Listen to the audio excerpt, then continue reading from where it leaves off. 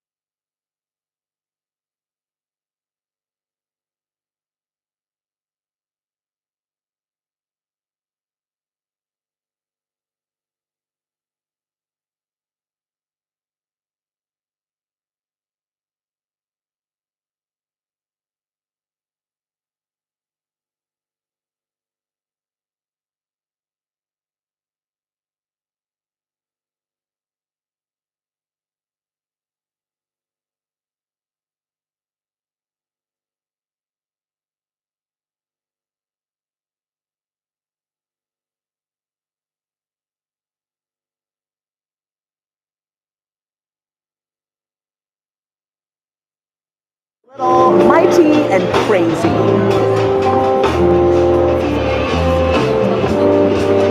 Oh, wait, is that a sunlight? Oh, I love those.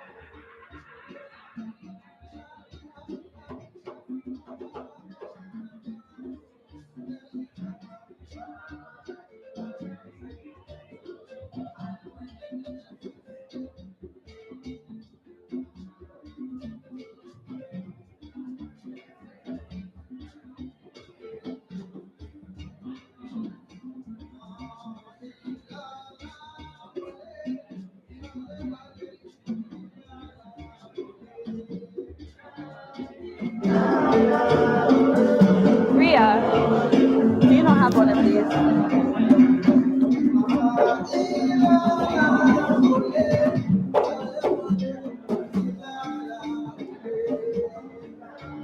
Let me see. Okay, perfect.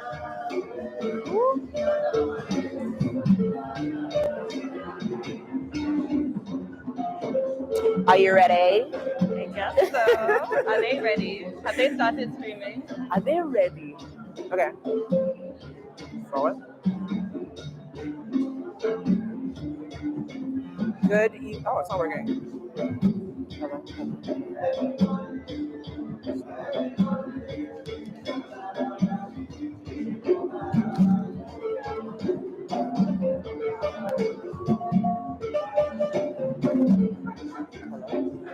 Hold on.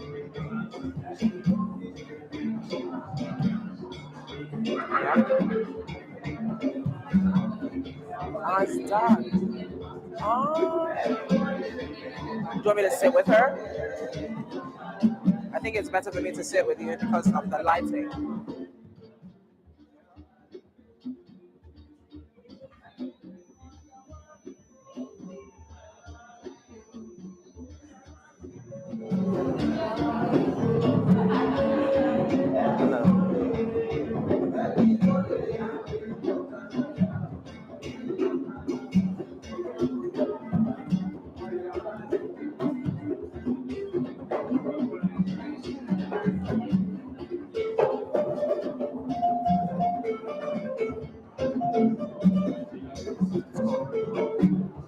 Yes. All right.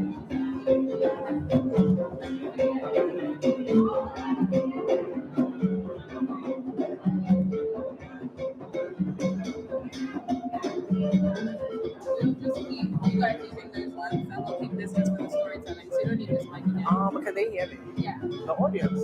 This is what.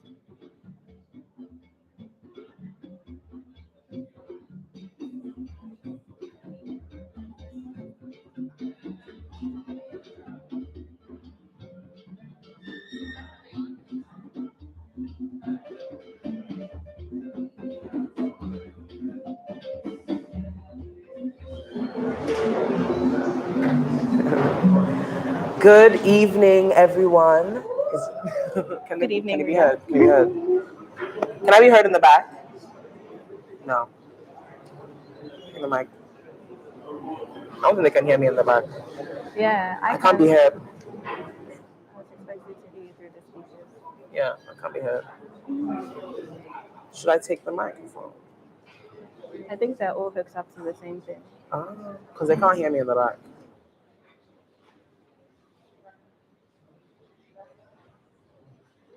Yeah. Yes. He says Should he has to I? take the mic. Because you can't hear me. Yeah, I don't think I can be heard. So awesome. Good evening, everyone, and welcome. Can you still hear me?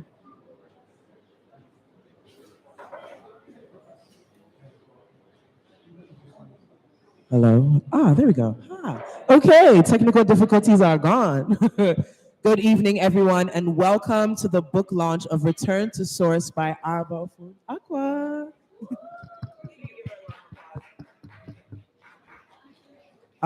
So today we're here to celebrate a very special book launch. Also Mike. Hello. Is this better? Can I be heard in the back? If you can hear me in the back, just put your hand up. Nobody put their hands up, so. Can you hear me in the back? Don't think so.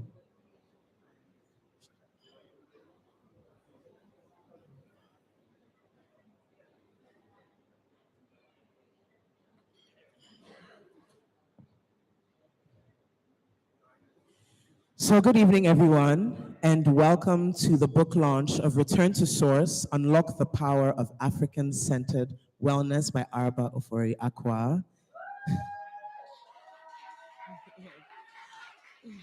We're also celebrating her birthday, which was just yesterday as well, so happy birthday. So this is Araba's debut book, It invites Black people around the world to reconnect with their lost heritage and find healing, self-love, and transformation. This book is an empowering call to journey home to a new way of looking after yourself, a new way that is, in fact, the old way.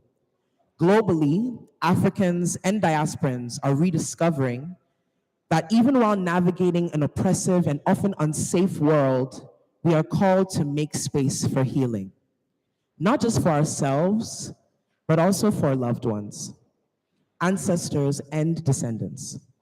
Our path to liberation includes a commitment to nurturing our personal and community growth by making wellness a priority.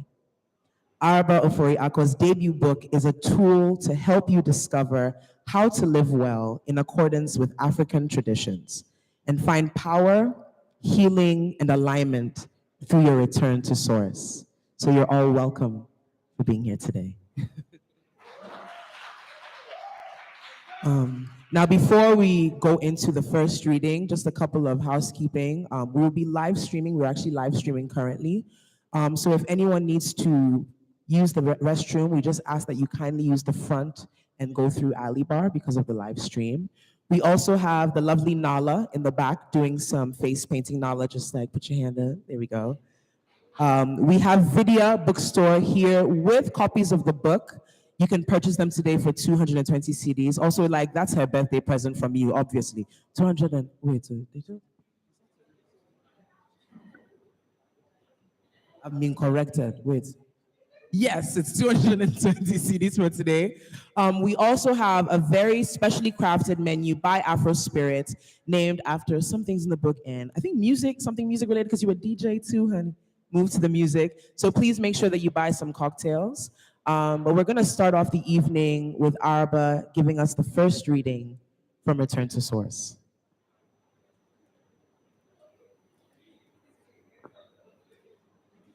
Hi, everyone.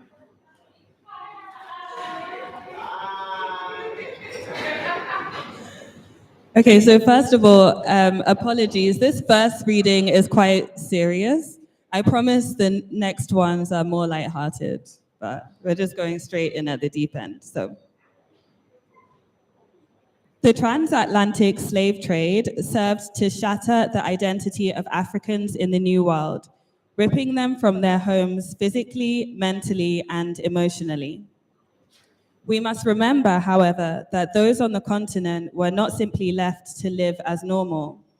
The enslavement and destruction of African people was also taking place on their own soil. Far from Africans selling their brothers and sisters, they found themselves pawns in a game they didn't know they were playing. Indigenous slavery, while unrecognizable in comparison to transatlantic slavery, had existed on the continent for centuries. It's a deep and nuanced subject that I won't be able to do justice to here, but following are a few quick facts about Indigenous slavery that show the vast difference between these enterprises. In Indigenous slavery, people were enslaved for a set amount of time, like a prison sentence. Their status as slaves was not passed on to children. Enslaved people were often seen as members of the family and could marry into the family, thereby revoking their slave status. Enslaved people could climb the social ladder and even be installed, the equivalent of holding a parliamentary seat in Western lingo. People usually became enslaved as a result of punishment for crimes, unpaid debts, and warfare. A large proportion of these slaves were actually prisoners of war, and recognizing this, Western powers actively incited war among the kingdoms on the continent, a tactic they use to this day, in order to up the supply of slaves that they could purchase and carry away with them. Add to this the tactic of Western traders threatening enslavement on any African contact who didn't keep the supply high, and we see that the Western influence on the slave trade started much earlier than the point of purchase. In addition, the idea of Africans who remained on the continent being largely complicit in the kidnap of those who were stolen is an unforgivable insult to the memory of the millions who fought against it.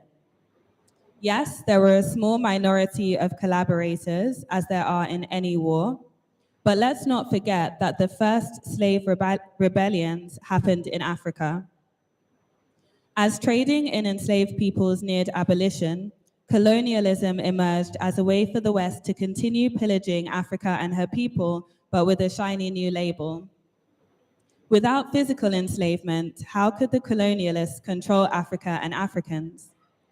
Aside from the literal genocides that took place on the continent at the hands of Europeans, the more widespread tool in the colonial arsenal was the corruption and shattering of the indigenous belief systems.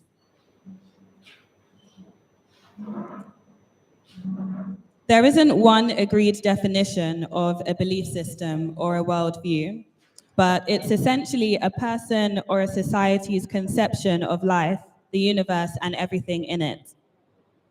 A worldview is all-encompassing and drives every thought, feeling, and action. Religion in itself is not a worldview. Two people of the same religion can have differing belief systems which cause their faith to manifest in different ways. However, it is your worldview that determines which religion you'll be open to, if any. Worldview is heavily influenced by your culture, the history, beliefs, values, and practices of your people. This is why leading thinkers in the Black community generally agree that there is an African worldview, one that differs from the Western worldview. As Africans, even if our families' feet have not touched African soil for generations, it's unlikely that we are completely disconnected from our worldview, a driving force in our people's way of thinking, feeling, and living for centuries. However, in working to live and thrive in Western-dominated environments, both on the continent and in the diaspora, this belief system has been under attack, leaving us conflicted and perhaps even a bit lost, moving within a system of beliefs that doesn't feel authentic or freeing. A worldview is not necessarily fixed. If we think of the worldview as a set of beliefs, these beliefs both determine and are fed by our thoughts, which determine our actions. If we consciously change our actions and our thoughts, our beliefs eventually follow suit. The booming industries of cognitive behavioral therapy, CBT, neuro-linguistic programming, NLP, and other forms of coaching or personal development wouldn't exist unless this were the case. Taking time to understand the African worldview, reconnect with it, and reawaken it within us is, I believe, the first step towards wellness. We cannot find true wellness without an unshakable sense of self, and this starts with our worldview.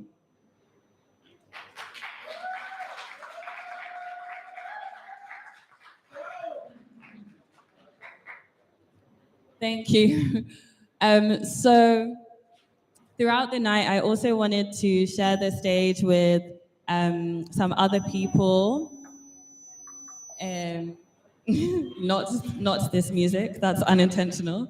And the first person I want to invite to the stage is Akotowa, who is a storyteller.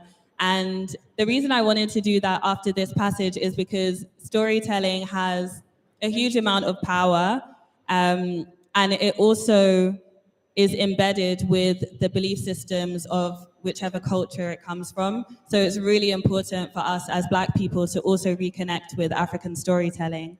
And so we're gonna have a session from Akotowa. You can join us on the stage now.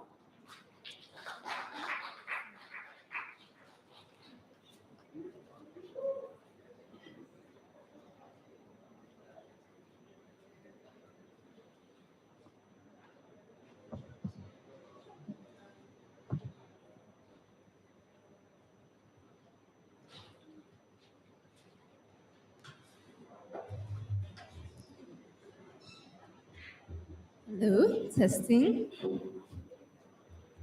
Okay. Good evening, everyone. I hope you can all hear me clearly. Can you hear me clearly? Can you hear me in the back? Can the mic go up, please? Can you hear me in the back?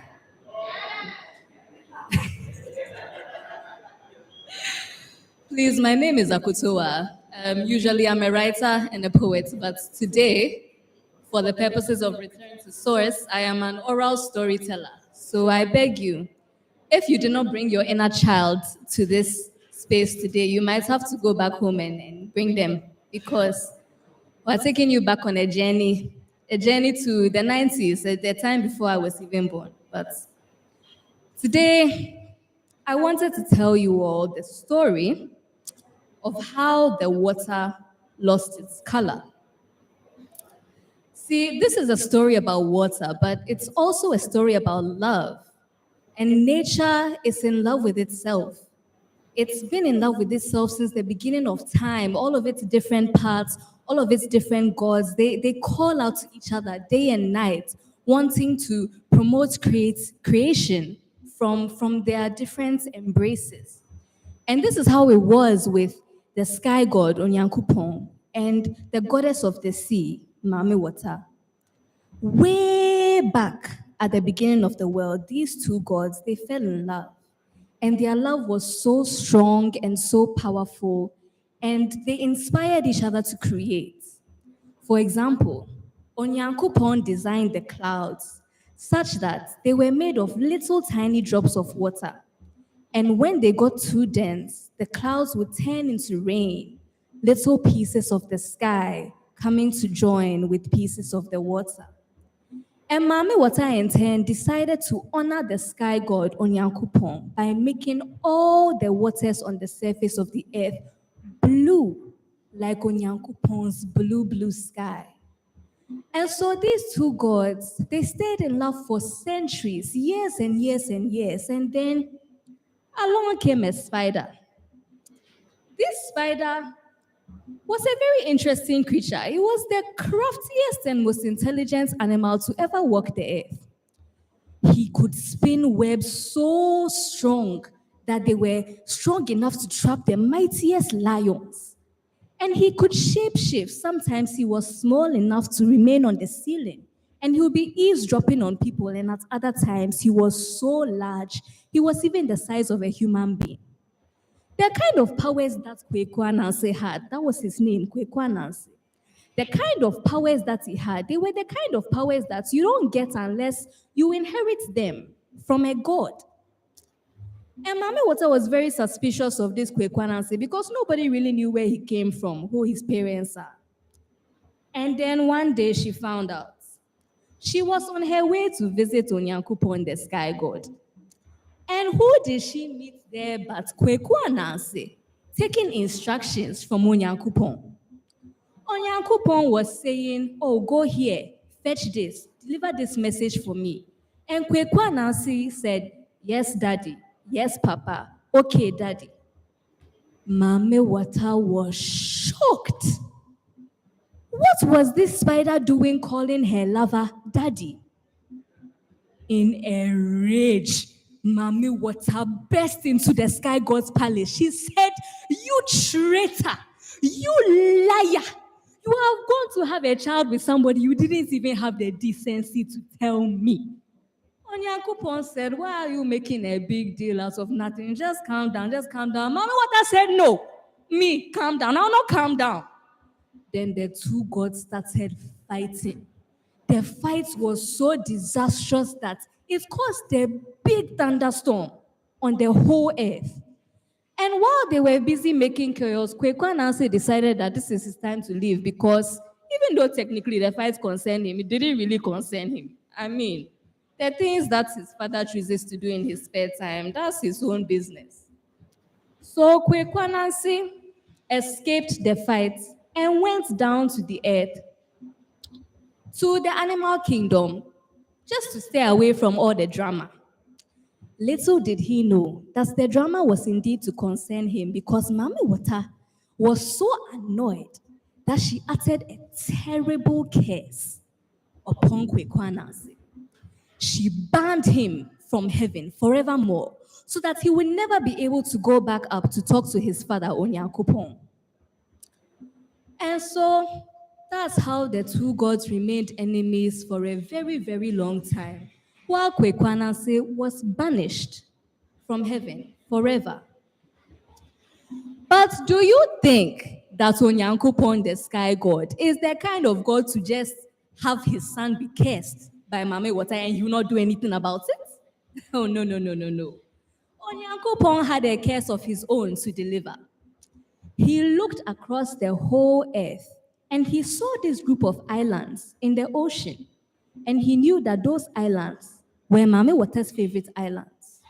So he decided to curse the water upon those islands. I told you before that all the water on the earth was blue like Onyankopon's blue sky. And all the fishes in the sea were all one color, black. But when Onyankopon cursed the water in those islands, they became red, deep red like blood. And all the black fishes in the sea started turning white and becoming bloated and ugly. And when the red water island people tried to eat the fish, they realized that it was poisonous. And for years and years, they tried, but the fish just kept making them sick. And then they decided, you know what, enough is enough. We will go and look for the healthiest fish in the sea, and we will take it and bring it back to the red water islands. Now, where do you think the healthiest water in the whole world was located? It was at the coast of the animal kingdom, where Kwekwananse had gone to make his home. In the years since Kwekwananse's banishment, he had formed a life for himself in the animal kingdom. He had gotten married to a beautiful wife called Okonoreya, and he had 4 sons, Intikuma, Tikelenkele, Nankonsha, and Ifudoshwe. But it was his last child, a daughter, that he loved more than any of the other children. This daughter had changed his life. You see, before, Kwekwananse was a terrible trickster. With all the powers that he had inherited from being the sky god's son, he was able to outsmart everyone and trick them and use his powers to pull pranks on them so that all the animals hated him. But when his daughter was born, suddenly he became a better person. He became a better parent. Now he wanted to take care of his family. He wanted to feed his family. And it was on one such day where he was out looking for delicacies to feed his family that he went to climb the tallest coconut tree in the whole animal kingdom, looking for some juicy coconuts to go and give to his daughter. But while he was at the top of the tree, he saw something. A whole fleet of canoes were approaching the animal kingdom island. Very, very suspiciously, he looked at the fleet and he said, no, this one, it cannot be any good thing. So he went back to the animal kingdom and warned them to prepare for something. Then the fleet came. They came to the coast of the animal kingdom. It was the Redwater Islanders that had come, and they landed in the night so that none of the animals would see them. And all the animals, they pretended to be asleep as if they didn't know. And then Kwekwananse turned himself into a very small spider, and he went to perch on one of the decks of the canoes, and he listened. And what did he hear? He heard the captain of the Redwater Island saying, now we have landed in the animal kingdom where the water is healthiest. And now that it is night, let us cast our nets so that by the time it is morning, we would have caught all the fishes in the animal kingdom sea, and we will take them back to the Redwater Islands, leaving the animals with none. When Kwekwananse heard this, he said, that's what you want to do. Okay, let's see. Kwekwananse, among his many gifts, was the gift of music. And when he played music, the fishes would respond to whatever his will was. So he went to a far corner of the shore and he took a drum and he started to play a rhythm. The rhythm went like this.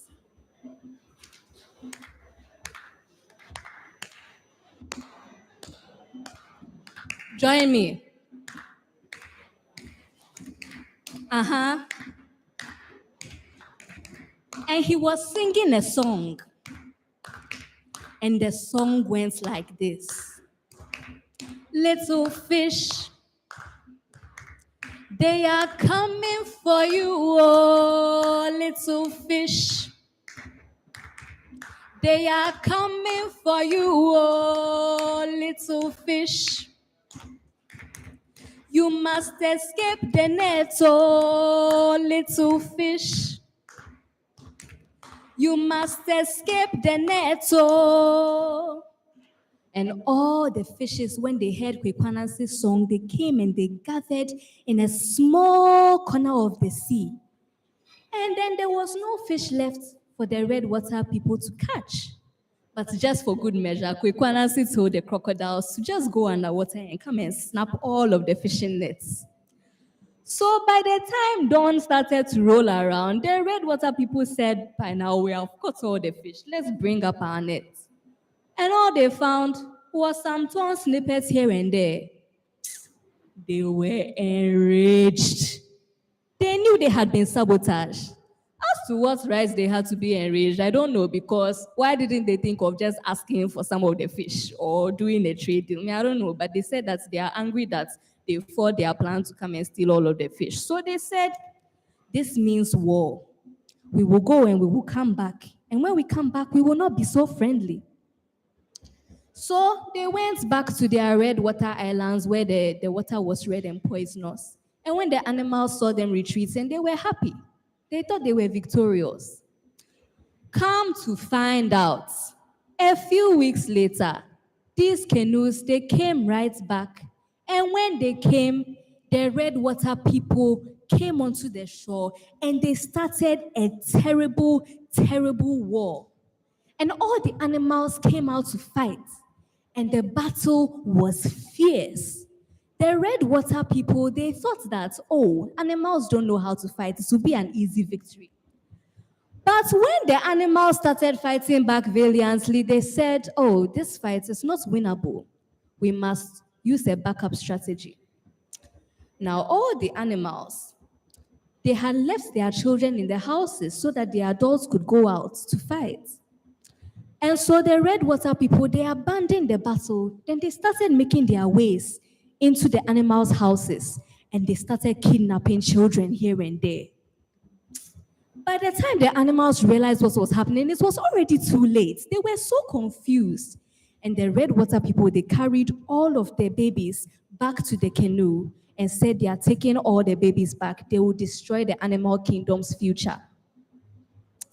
When Kwekwanansi saw what was happening, and he realized that among the babies that they had taken was his favorite little daughter, he said, no, I will not allow you people to take all of the babies. So he went to the canoes and he started trying to spin a big web around all of the boats so that they would not be able to move. But while he was doing it, the sailors babbed him. And they said, no, we will succeed. And they started a terrible battle with Kwekwanansi. And he was one against so many. And at the end, they killed him. And they threw Kwekwanansi's body into the sea. Oh, so now Kwekwanansi is dead. And the red water people, they were not done, no. When they came, they brought barrels and barrels of their poisonous red water. And they poured it all into the sea. The blue sea that was healthy on the animal kingdom's coast, because they said, if we cannot have healthy fish, you cannot have healthy fish either. So they poisoned the animal kingdom's water, and then they went back to their island. Now, Kwekwanansi's little daughter grew up on this island with the rest of the animal kingdom's babies. They did not know where they came from. They did not know who their parents were. Every time they asked the islanders, where do we come from? They said nowhere. Who are our parents? They said no one. They said, why won't you tell us? The islanders said, oh, you come from some backward civilization, but you should even be grateful that we have brought you here. And at the time that Anansi's daughter was kidnapped, she did not even have a name. It's only because some of the older children, they remembered that she was the daughter of Kwekwa Nancy. And so they began to call her Ananseba. So that was the name that she went by. And for years and years, she grew up on the Redwater Islands doing manual labor for the islanders. But Ananseba was a gifted child. Remember, she's the granddaughter of Onyankopon. She had also inherited certain powers. She too had the power of rhythm and music, but she did not yet know how powerful it was. And as she grew up, as the decades passed, the people in the animal kingdom started to get sick from the poisoned water, and they started to grow old and die off one by one. But let us return to the tale of Kwekwa Nancy. Oh, yes, I know I told you he was dead, but as we Africans know, death is not the end. It's not the end at all. So Kwekwa Nancy, when his body was thrown into the sea, he went down to the place where all drowned souls go, to the realm of none other than Mame Water. When Mame Water's guards brought the ghost of Kwekwa Nancy to her palace, she was delighted. She said, "You, mighty son of Onyankopon, look at where you have ended up now. Is it not in my own house? Dead like the rest of them, dead like a common animal." And she was gloating and she was teasing Kwekwa Nancy, and she wanted Nancy to respond, because when you're making fun of someone, if they don't respond, it's not satisfying. Do you understand? But Nancy was just saying, "Yes, madam. Yes, I've landed here." Mami Wata was getting more frustrated. She said, "You, I will not let you pass on to the realm of the ancestors. I will make you my personal servant." Now, at this time, Mami Wata was building a huge palace. It was supposed to be the biggest palace that any god in the whole world had ever had. And this palace was taking years and years and years to build. And so she assigned Kwekwa Nancy to the labor force to build the palace. But Kwekwa Nancy was such a diligent worker that eventually she made him in charge of the whole operation. And now, with the increased freedom that Kwekwa Nancy had, he started to disappear for hours at a time. Where do you think he went? He went to spy on the living world, of course. And you can guess that he was not happy with what he saw. His old home, the animal kingdom, all the animals were getting sick and dying from the water that was now turning red and poisonous. But he was so delighted to find that somewhere on the Redwater Islands, his daughter, Ananseba, was alive and well.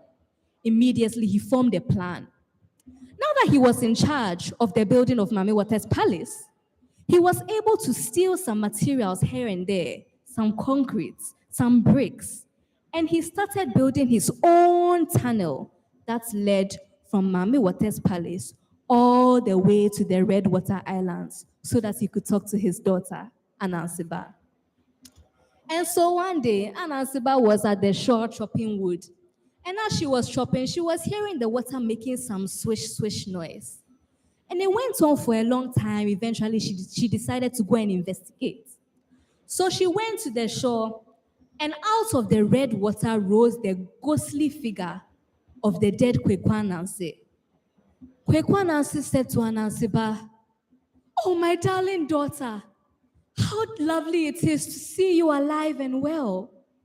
And Ananseba said, "Please, who are you?" Kwekwa Nancy said, "I'm Kwekwa Nancy, of course, your father." Ananseba said, "But how can you be my father? The islanders told me that I come from a place with a backward civilization where everyone is a barbarian, but the way you're talking like an intelligent person." Kwekwa Nancy said, "Ewo, is this what they have been teaching you about where you come from? No. Let me tell you the truth of the matter." And Kwekwa Nancy told Ananseba everything, starting from the very beginning. He told her about the love affair between Onyankopon and Mami Wata, and how that love went sour when he was born.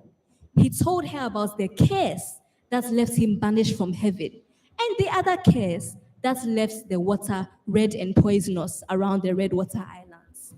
He told her about the ambush that the Redwater Islands came to do to collect all the fish from the sea. And he told her how they kidnapped the babies and sent them all the way back to the Redwater Islands. And how they poisoned the animal kingdom so that now the animals were just growing old and dying. When Ananseba heard all of these things, she was greatly saddened. But she was also very angry. She said, Daddy, what must I do? What must I do to make things right? And Kwekwanansi started to tell her what she must do. But before he could finish, what do you think happened? Mommy water babbed him. She realized what Kwekwanansi had been doing the whole time. And now she had followed him through the tunnel and she seized him and took him back to the underwater palace for punishment. And now Ananseba was there with only the vaguest idea of what she must do. But still, she decided to act upon it. So one night, she stole a canoe from the Redwater Islands and she sailed all the way back to the animal kingdom. And as she was sailing, she was noticing the water changing small. The farther away she got from the Redwater Islands, the bluer the water became. Somewhere in the middle, it was looking very purple. And when she got to the shores of the animal kingdom, it was a light mauve. It wanted to be blue, but it wasn't quite there. The poison was taking over. And she stepped onto the shore, looking for elders to tell her what she must do, how she could fix things. But the elders closest to the shore, they were so sick and so weak and dying, and they didn't even have the strength to remember anything about Kwekwanansi or what had happened several years before. So Ananseba kept on walking. And she realized something. The further into the animal kingdom she went, the bluer the water became, because the poison was taking much longer to reach inside. So when she got to the hinterlands of the animal kingdom, she saw some elders that were lucid enough to remember who Kwekwanansi was. And when they found out that she was the daughter of Kwekwanansi, they rejoiced. They said, finally, help has come at last. Do you not know that your father had the gifts of rhythm and he could speak to the fish? Maybe if you talk to these poisoned white fish and tell them to turn black again, they will listen to you. And Ananseba said, okay. So she took a drum and she went back to the shore and she started to play a rhythm. The rhythm went like this.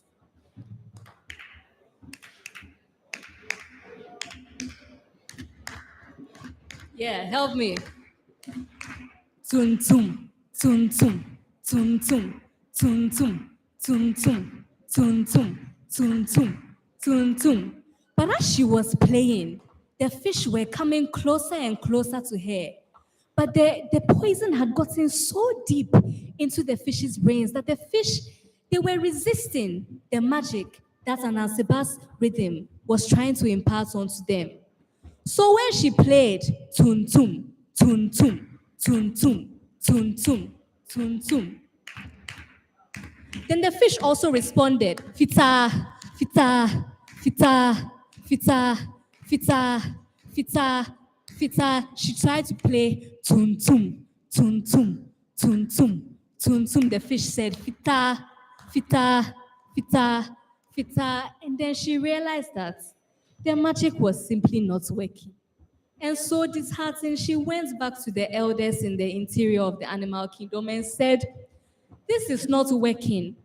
Kwekwanansi did all that work just to come and tell me to come and save you people, and it's still not working. And the elders said, what do you mean? You can't be giving up now.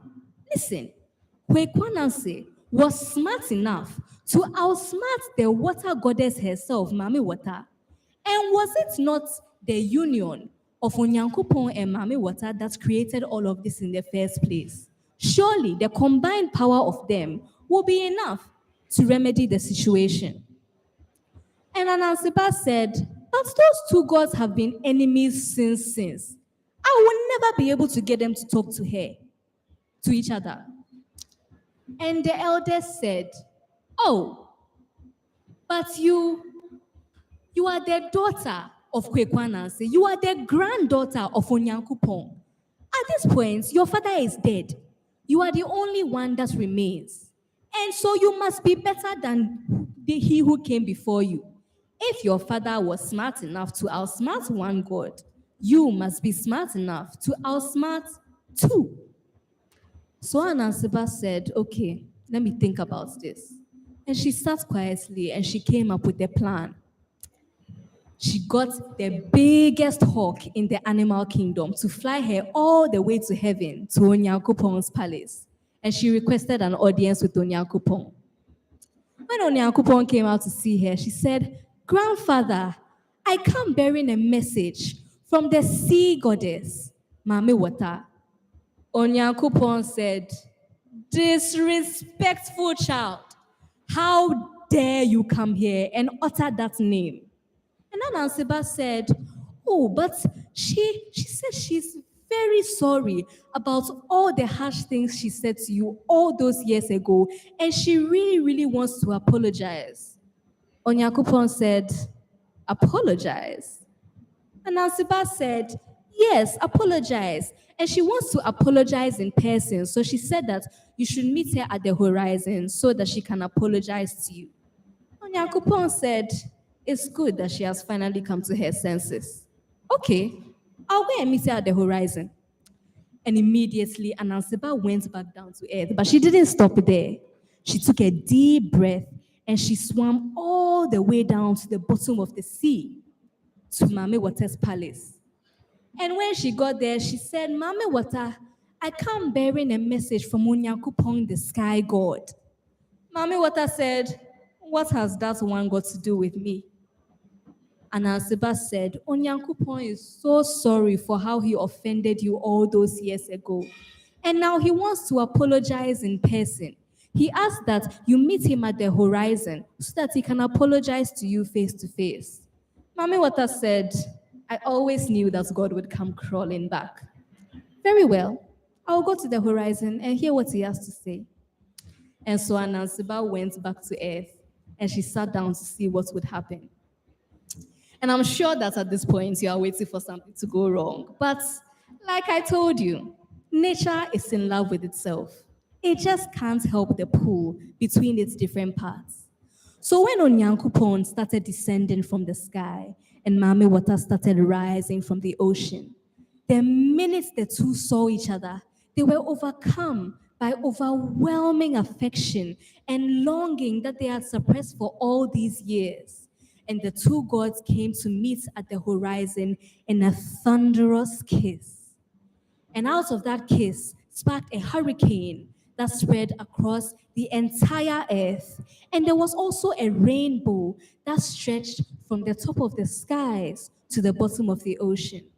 That rainbow, with all its colors, fed into all the fish of the world, both black and white. And the fish started to absorb the colors from the rainbow, and their black and white scales started to become luminescent, phosphorescent. All the colors of the world and more could be found in those scales. And when they finished absorbing all the color from the rainbow, they had to absorb the rest of the color from the water as well because it just wasn't enough. And so the fish scales, they pulled from the blue of the blue water, they pulled from the red of the red water. And by the time it was all over, the water all over the world was clear and transparent. The love between Onyankopon and Mame Water had been enough to overcome all the poison and change the color of the water so that it was now clear and the healthiest that it had ever been. And this, my friends, is the story of how the water lost its color.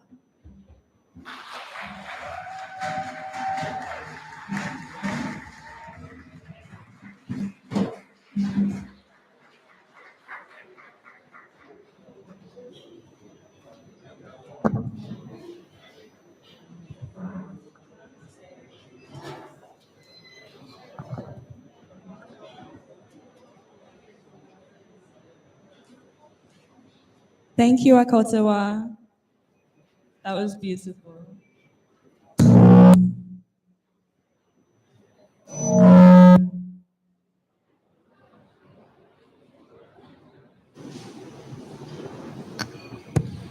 Okay. Yes. Thank you so much, Akotua, for that amazing storytelling. Let's give her one more round of applause, everyone. So, of course, while we're here with the authoress herself, we cannot not ask you some amazing questions about your book. First of all, congratulations on such an amazing feat. I guess we'll jump right into it. What is African wellness? And I guess let's expand a bit. You can talk to us a bit about your own relationship to wellness as an African woman. Okay. So, what is African wellness? That's a really big question that doesn't really have a simple answer. I think, and I'm looking at my friend Yao here because we've had this conversation a lot of times. Hi. If we look at the traditional African worldview, there wouldn't really be a such thing as wellness because traditional life was everything was in harmony. There was no separation between the sacred and the secular. There was no separation like, okay, this is